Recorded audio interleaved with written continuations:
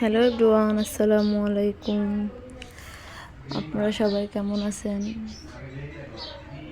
আলহামদুলিল্লাহ, আমি আপনাদের বোন অনেক ভালো আছি। আলহামদুলিল্লাহ। আমি আপনাদের ভাইয়ের জন্য চিতই পিঠা বানাইছি। ওটা অনেক দিনের, আমাকে বলতেছে, অনেক দিন ধরে বলতেছে আমাকে চিতই পিঠা বানিয়ে খাওয়াবা ভর্তা দিয়ে। এখন আমি তেমনভাবে ভর্তা বানাতেও পারি না। হ্যাঁ, তো আমি আপনাদের ভাইয়ের জন্য দেখেন কীভাবে চিতই পিঠা বানালাম। ফার্স্ট আমি চালটা একটু ভিজাতে দিছিলাম, পরে চাল আর অল্প কয়েকটা ভাত দিয়ে ভালো করে ব্লেন্ডার করে নিছি। পরেও বলছিল নারকেল দিয়ে খাবে, সেজন্য আবার কোরানো নারকেল দিছি, অনেক কয়টাই দিছি নারকেল। তারপরে যে নারকেল দিয়ে লবণ দিয়ে একটু ভালোভাবে লাড়াচাড়া করলাম কতক্ষণ। এখন ফার্স্টে সেটা হচ্ছে লিয়াই নারকেল। হ্যাঁ, পর আমি আবার আরও একটু নারকেল দিলাম। পর আপনাদের ভাই কী করছে আমি ওটা জানি না, ভিডিওতে উঠছে কিনা। আমি নারকেল দেওয়ার পরে করতেছি, ওটা আমি ভিডিও করি নাই।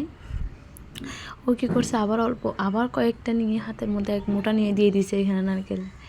এখন এমন নারকেল হয়েছে, দেখেন কী পরিমাণে নারকেল হয়েছে। এটাতে একটু পাতলা করতে হয়। হ্যাঁ, তো আমি এক পট চাল দিছি, ওখান থেকে আমি আর কয়েকটা রেখে দিছি, আর অল্প কয়েকটা চাল, মানে অল্প কিছু ব্লেন্ডার করা চাল এরকম রেখে দিয়েছি, চালের গুঁড়া। এখন আমি এখানে তেল দিয়ে ভালো করে ব্রাশ করে নিলাম, কড়াইটা অনেক গরম হয়েছে। এখন এখানে দিয়ে দেবো আমি, দেখেন আমার পিঠাটা হয়ে আসছে আলহামদুলিল্লাহ। কত সুন্দর হয়েছে দেখেন। ফার্স্ট পিঠা এটা, সেজন্য একটু এলোমেলো হয়েছে, গোলটা হয় না আর কি। এখন আমি একে একে আস্তে আস্তে এরকম করে সব কয়টা করে নিব। দেখেন এটা অনেক সুন্দর হয়েছে মাশাআল্লাহ। ছিদ্র, আমি ভাবতেছি ছিদ্র হবে কি হবে না, হবে কি হবে না, অনেক ভয় পেয়ে দিয়েছিলাম। দেখেন কতগুলো নারকেল দিছে। এরপরে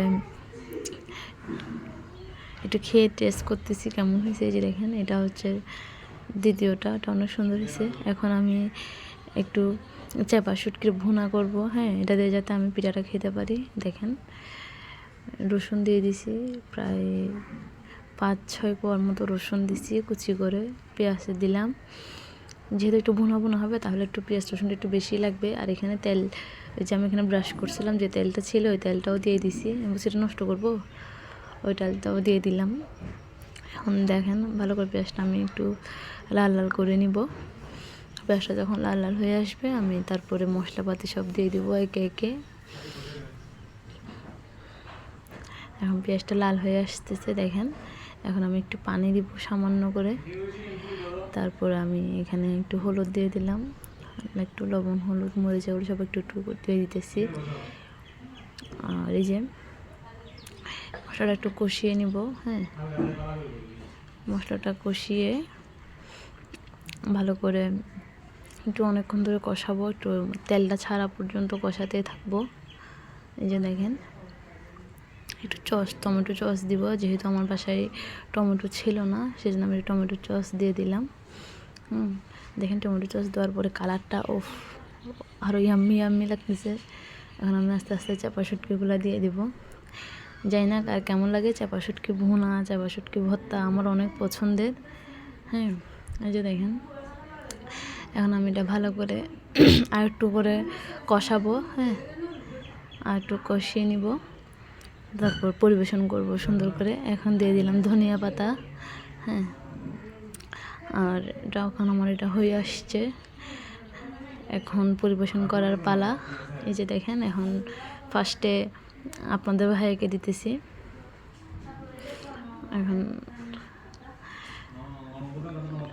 আমরা দুজনে মিলে 5টা খাইতে পারতেছি না, আমি এখানে নিয়েছি 5-6টার মতো। আর একটু নিয়ে নিলাম চাপা শুটকির ভুনা। এটা দিয়ে খেতে দারুণ লাগছিল ভাই।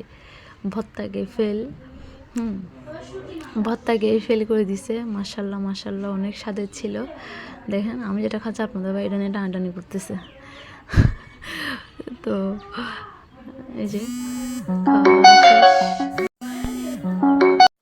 তো আপনারা সবাই ভালো থাকবেন, সুস্থ থাকবেন। আসসালামু আলাইকুম।